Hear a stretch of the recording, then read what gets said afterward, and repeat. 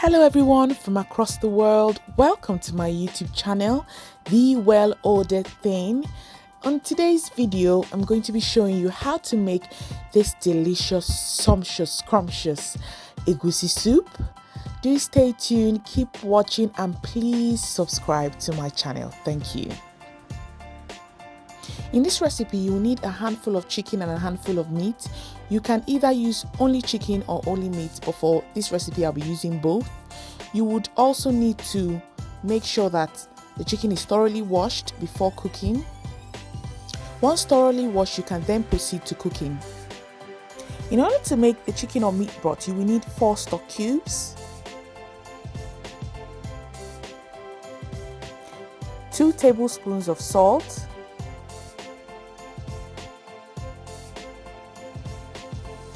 you stir the mixture thoroughly, then you add 4 rolls of dried fish and 2 cloves of onions.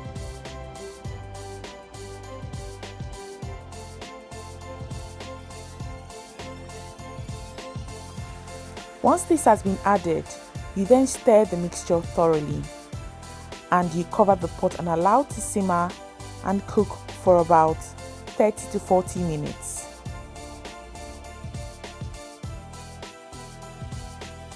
While the meat is cooking, you will then proceed to prepping the egusi. You will need 1 bell pepper, 2 hot pepper, and 2 bowls of egusi. You blend the entire mixture in a blender until smooth. If you need to add more water, please do not hesitate to do so, as we are after having a consistent mixture. You then continue blending until you achieve a paste-like texture.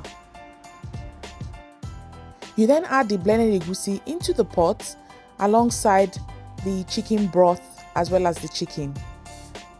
For this recipe, you will need 4 pieces of ogili opeyin. You will blend the entire mixture in the blender and add some water for it to blend correctly. Then you pour everything into the pot.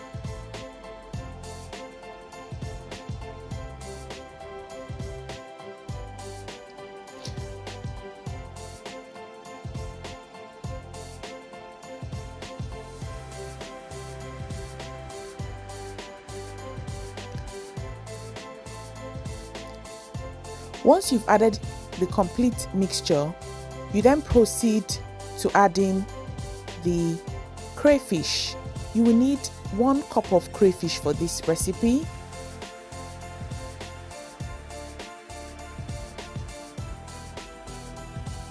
You would also need half a cup of palm oil.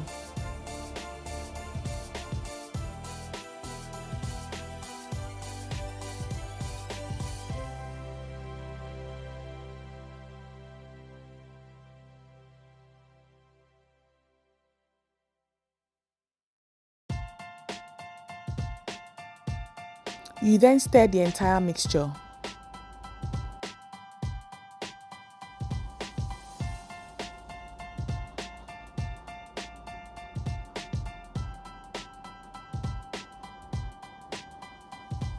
Once the entire mixture has been stirred, you then add in 2 cups of water.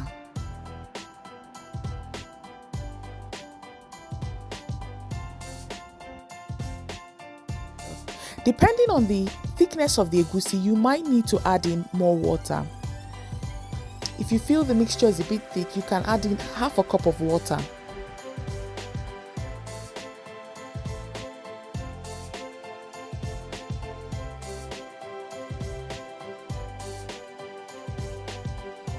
Once completely stirred, you add in 2 stock cubes of your choice and 1 tablespoon of salt. Stir the mixture thoroughly and allow to cook for about 15 minutes. You will find from the meat broth that I had not added the shaki and bokoto. You would have noticed from the chicken and meat broth that it didn't contain shaki or bokoto. What I usually do is to pressure cook those separately from the meat, then add that with the mixture of the egusi. When pressure cooking the bokoto and shaki, I just add just a pinch of salt. If you do not want to pressure cook the bokoto and shaki, you can cook it first before adding the chicken and meat.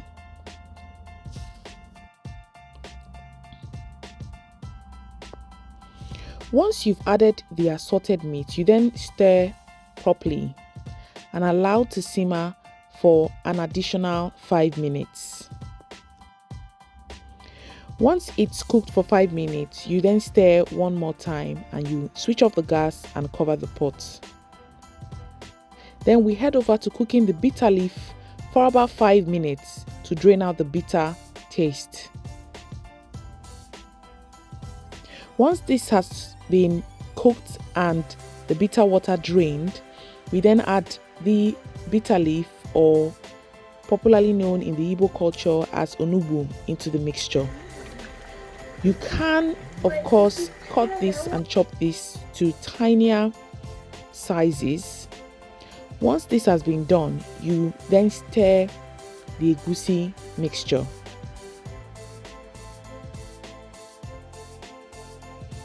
After stirring properly, you only allow to cook for about 1 minute because we don't want too much of the bitter taste to filter through the egusi.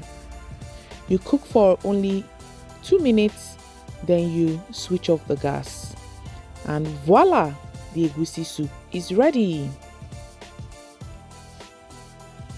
Doesn't that look scrumptious? Yummy, I'm hungry already.